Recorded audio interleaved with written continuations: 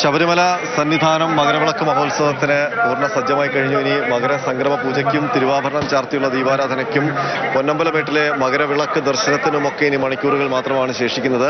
സന്നിധാനമാകെ ഭക്തി നിർഭരമായി കഴിഞ്ഞു. അല്ലേലും സന്നിധാനം ഭക്തി നിർഭരമാണ്, എപ്പോഴും ഭക്തി നിർഭരമാണ്, എപ്പോഴും ശരണമന്ത്ര ധ്വനികളാൽ മുഖരിതമാണ് ശബരിമല സന്നിധാനം.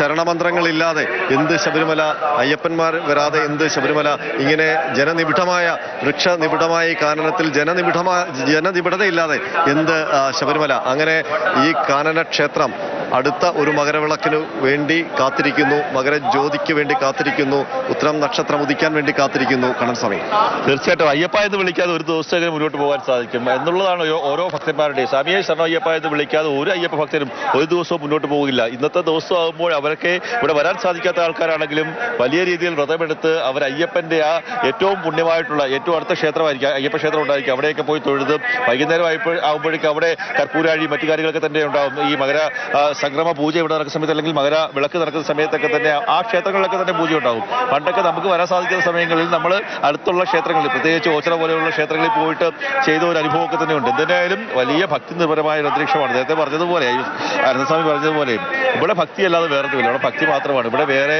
വ്യത്യാസമൊന്നുമില്ല, വലിയവരെന്നോ ചെറിയവരെന്നോ ഒന്നും തന്നെ ഇല്ല. എല്ലാവരും ഭക്തിയോടുകൂടി ഒരേ മനസ്സോടുകൂടി സ്വാമിയെ ശരണമയ്യപ്പ എന്ന് വിളിച്ചുകൊണ്ടിരിക്കുന്ന ഒരു കാര്യമാണ്. ഈ പുണ്യ 18-ാം പടി കടന്ന് മുകളിലേക്ക് വന്ന് ആ തത്വമസി എന്ന് പറയുന്ന ആ പൊരുളിനെ കണ്ട് നേരെ ക്ഷേത്രത്തിനുള്ളിലേക്ക് കയറുക എന്നുള്ള ഒരു സങ്കല്പം മാത്രമാണ്. ആ ഒരു വിശ്വാസത്തിന്റെ അടിസ്ഥാനത്തിലാണ് എത്രയോ ദിവസങ്ങൾ നമ്മൾ നടന്നു പോകുന്ന സമയത്താണെങ്കിൽ കാലിൽ ചിലപ്പോൾ പൊട്ടുകയും അല്ലെങ്കിൽ കാല് മുറിയുന്ന അവസ്ഥ ഉണ്ടാകും. അതൊന്നും ഒരു പ്രശ്നവുമല്ല, അതെല്ലാം അയ്യപ്പൻ കാത്തോളും എന്ന് കരുതുന്നവരാണ്. അതെ, യാതനകളില്ലാതെ ശബരിമലയിലേക്ക് വരാൻ കഴിയില്ല. കാരണം 41 ദിവസം മണ്ഡലകാലത്തെ വ്രതം നോക്കുക എന്ന് പറയുന്നത് തന്നെ കഠിനമാണ്. പുലർച്ചെ എഴുന്നേറ്റ് കൊടും തണുപ്പിൽ കുളിക്കുക, ഭക്തി സാധനങ്ങളുമായി ജീവിക്കുക, ക്ഷേത്രത്തിൽ പോവുക, അതുപോലെ തന്നെ ഗൃഹാന്തരീക്ഷത്തിൽ നിന്ന് മാറി നിൽക്കുക, അങ്ങനെ സാധാരണ ജീവിതചര്യയിൽ നിന്നൊക്കെ മാറിയുള്ള ഒരു കഠിനമായ വ്രതനിഷ്ഠയോടുകൂടിയുള്ള ജീവിതം. ആ നിഷ്ഠകൾ പാലിച്ചുകൊണ്ട് ശബരിമലയിലേക്കുള്ള കാനന യാത്രയെന്ന് പറയുന്നത് കഠിനമാണ്. കഠിനവന്റെ അയ്യപ്പ എന്ന് വിളിച്ചുകൊണ്ടാണ് ഓരോ അയ്യപ്പനും ശരണം വിളികളോടെ സന്നിധാനത്തേക്ക് എത്തുന്നത്. ഇവിടെ വന്നാലോ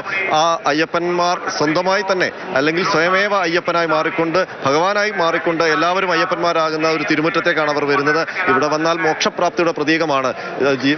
ജീവാത്മാവ് പരമാത്മാവിൽ ലയിക്കുന്നതിന്റെ പ്രതീകമായി അവർ കൊണ്ടുവരുന്ന മുദ്രയിൽ ഉള്ള നെയ്യ്, അത് അയ്യപ്പ ഭഗവാന് അഭിഷേകം ചെയ്യുന്നതോടുകൂടി ഞാൻ ദാ എന്റെ ആത്മാവ് നിന്നിൽ അലിഞ്ഞു, എന്റെ ജഡം ഇതാ മഹാ ആഴിയിൽ നിക്ഷേപിക്കുന്നു എന്ന് പറഞ്ഞുകൊണ്ട് നമ്മളുടെ ഉള്ളിലുള്ള അഹങ്കാരമെല്ലാം ആഴിയിലേക്ക് പോകുന്നു, നമ്മളൊരു അഗ്നിശുദ്ധി വരുത്തി പുതിയ മനുഷ്യനായി പുറത്തേക്ക് വരുന്നു എന്നുള്ളതാണ് സങ്കല്പം. ഓരോ വർഷവും അങ്ങനെ നമ്മളിൽ അടിഞ്ഞുകൂടി അഹങ്കാരത്തിന്റെ മാലിന്യം തെള്ളി നീക്കിക്കൊണ്ടാണ്. ഇപ്പോൾ ഏറ്റവും പ്രധാനപ്പെട്ട ചടങ്ങ് തിരുവാഭരണ യാത്രയാണ്. അപ്പോൾ തിരുവാഭരണ യാത്ര ഇപ്പോൾ നമുക്ക് തോന്നുന്നത്, അതായത് ഇന്നലെ ലാഹ സ്റ്റേ ആയിരുന്നു, അത് കഴിഞ്ഞ് ഇന്ന് പുലർച്ചെ ലാഹയിൽ നിന്ന് പുറപ്പെട്ടു നിലയ്ക്കൽ ക്ഷേത്രത്തിൽ ഇപ്പോൾ എത്തിയിട്ടുണ്ടാവണം. അത് കഴിഞ്ഞ് അവിടുന്ന് അട്ടത്തോടെത്തി.